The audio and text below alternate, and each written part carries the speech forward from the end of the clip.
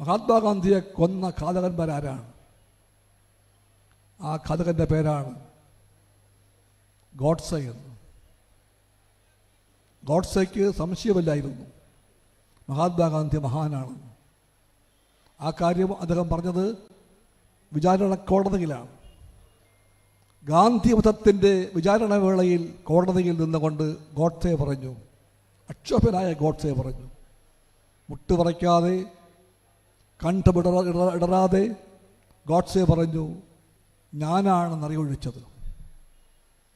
മഹാത്മാഗാന്ധിയോട് വ്യക്തിപരമായി എനിക്ക് വൈരാഗ്യമൊന്നുമില്ലായിരുന്നു.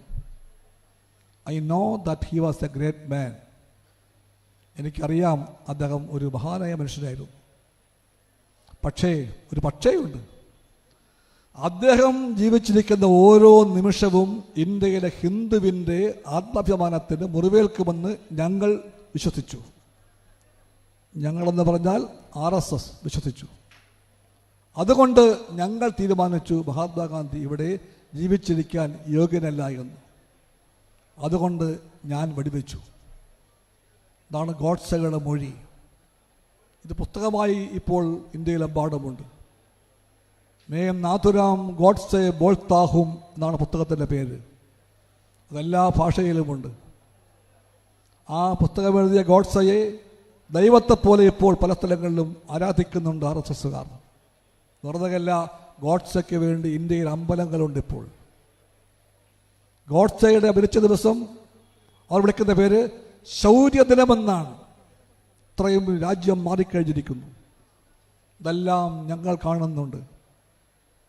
കോൺഗ്രസ് കാണുന്നുണ്ടോ?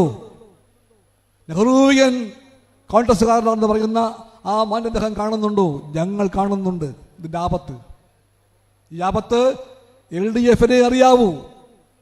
അതുകൊണ്ട് ഞങ്ങൾ പറയുന്നു, അവരുടെ ഈ കൂട്ടുകെട്ടിനെ വിജയിക്കാൻ സമ്മതിക്കാൻ പാടില്ല എന്ന്. ആ ഗോഡ്സെയുടെ പാർട്ടിയാണ് വാസ്തവത്തിൽ BJP. മഹാത്മാഗാന്ധിയുടെ പാർട്ടി എന്ന് എന്നും ആണികിടുന്നൊരു പാർട്ടിയാണ് കോൺഗ്രസ് എങ്കിൽ, ആ കോൺഗ്രസിന് എങ്ങനെയാണ് ഗാന്ധിജിയെ കൊന്ന ഘാതകനായ ഗോഡ്സെയുടെ കൂടെയുള്ള ഒരു ഐക്യമുണ്ടാക്കാനാവുക? ഐക്യം നമ്മൾ കണ്ടുകൊണ്ടിരിക്കുകയാണ്. ഗോഡ്സെയുടെ ഹിന്ദുവാണോ യഥാർത്ഥ ഹിന്ദു, അതോ ഗാന്ധിയൻ ഹിന്ദുവാണോ യഥാർത്ഥ ഹിന്ദു? ഇന്ത്യയിൽ ആ ചോദ്യം മുഴങ്ങുന്നുണ്ട്. ഗോഡ്സെക്ക് അന്ന് പറയുന്നുണ്ടായത് മഹാത്മാഗാന്ധിയുടെ കുറ്റമെന്താ? ജീവിക്കുന്ന ഓരോ നിമിഷവും ഇന്ത്യയിലെ ഹിന്ദുവിൻ്റെ ആത്മാഭിമാനത്തിന് മുറിവേൽപ്പിക്കുമെന്നായിരുന്നു. എന്താ കുറ്റം? ഗാന്ധിജിയുടെ കുറ്റമെന്താ? ഗാന്ധിജി പറഞ്ഞു, ഈശ്വർ അള്ളാ തേരെ നാം സബ്കോ സന്മതി ദേ ഭഗവാൻ എന്ന്. അങ്ങയുടെ പേര് ഈശ്വരനെന്നോ അള്ളാഹുവെന്നോ ആകട്ടെ, അങ്ങെല്ലാവർക്കും സൽമനസ്സേകട്ടെ എന്നായിരുന്നു പ്രാർത്ഥന.